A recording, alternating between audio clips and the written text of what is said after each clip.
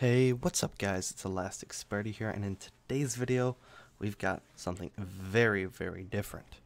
Well, you guys probably should know this game. For those of you who have played it, it is World of Tanks. And you might say, isn't your name BIAworld of Warships? So why are you playing World of Tanks now? Well, I just want to let you guys know that I kind of started playing World of Tanks again. It's been a few years since I started playing, and I decided to start playing over my little winter break that we had, or holiday break, or whatever you want to call it. So, and I was talking to Sneaky and Budden, and they said, "Why not? Let's put it up. Maybe we can start something a little bit different on some of these off days that we have." So, let me know down in the comment section what you guys think, whether you want to see more World of Tanks gameplay or other games too, like Destiny, Battlefront, any game that you guys might have and we might play. Maybe we can feature it on Tuesdays or something, make something up new. So let me know down in the comment section what you guys think about doing some a little bit different gameplay rather than just purely Warships. So just let me know down in the comment section. So we are playing in the Tier 8 medium American tank, the M26 Pershing. Now, Pershing is it's a decent tank at Tier 8. It's certainly not one of the best, but it is certainly not one of the worst. It's kind of that jack of all trades. It's a good all-around tank. It's got good penetration. It has good, I would say good to mediocre to good damage on its gun. A very good rate of fire. I've got a decent crew in here as well. But I think the Pershing, it was somewhat frustrating, but it was a fun time overall. Between the kind of lackluster armor, it was a bit frustrating at times, especially because I like to play my mediums fairly aggressively, and I would go into good positions like this where you can spot a lot of these heavy tanks that are crossing this mid section here to get to the H2I2 space, and this is a good crossfire, and that's kind of what medium tanks are good at, that crossfire, getting targets on their sides.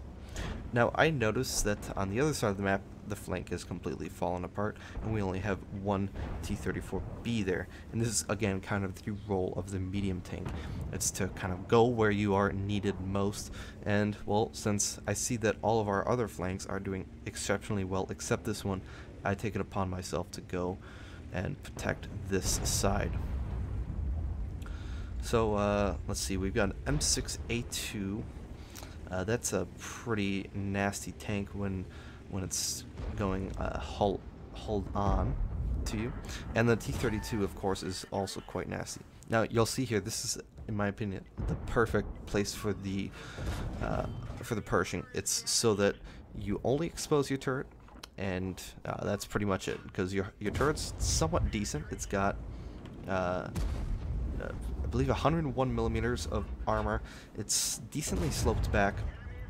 Actually, on the upgraded turret, you can get upwards of, I believe, 127 millimeters. So it's not too bad. It can bounce some medium rounds and some heavy tank rounds, assuming that they are running the standard ammunition. Once they switch to APCR or heat, then they are, of course, going to penetrate. But I keep tracking this guy because you can see I'm getting damage and I'm tracking him as well. And by tracking him, he is stuck there, and my teammates can get a nice, easy shot. Now, one of the most feared tank destroyers in the game is rushing down at me, and well, it's a Tier 9 American tank destroyer, the T-30.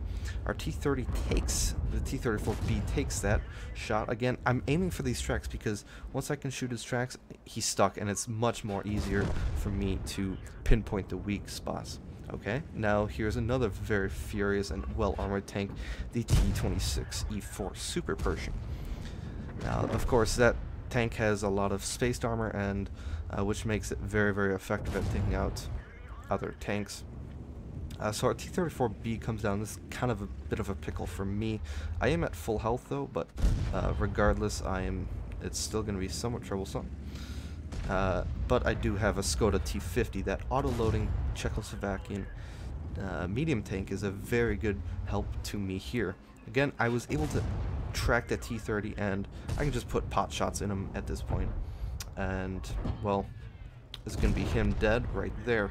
So it was a very nice play by me. I got a lot of track damage, but that's kind of how you have to play this tank. That one went right through that little gap in the spaced armor for the machine gun port, and then I, of course, go after the commander's hatch there.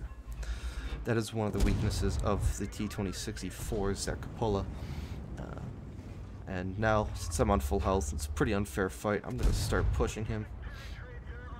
Didn't penetrate there, aimed a little too low, and going for the turret ring. Here, I'm going to be wiggling my tank back and forth, so he has a hard time trying to shoot me. He ends up shooting me through the track, but he ends up dying because we swarm him. But that was a great defense, in my opinion, and I was very, very close to having a third kill.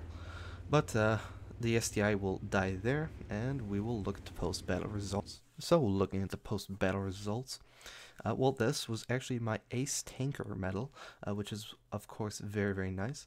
I managed to get, I believe that's a high caliber. I don't know all the medals yet, but hopefully I will learn them a little bit quicker. But it was a very, very nice game overall. Holding that defense there was very, very nice. Ended up with 52,000 credits, which of course doesn't seem like a lot from a Warships perspective, but from World of Tanks perspective, that's quite nice. Experience 5,734, and of course hit percentage 90%, pretty good. Damage assisted versus own, that means damage assisted is basically spotting damage, so 1,000 spotting damage, and then 4,400 damage that I dealt enemy vehicles. So about a quarter of my damage was considered spotting, so a very good result there. Team score wise, 1541 base XP. Again, coming from Warships perspective, this would be a good to a great game. Certainly not the best. Usually if you get over like 2.3k base XP, that's a pretty good game, and you could send it into a lot of World of Warships YouTubers, and maybe they can feature them. But for World of Tanks, that's actually a very, very good game. If you're getting around or above around 1,000 to 1,200 XP per game, that is a very good game, and I guess you could say somewhat unicum at that level.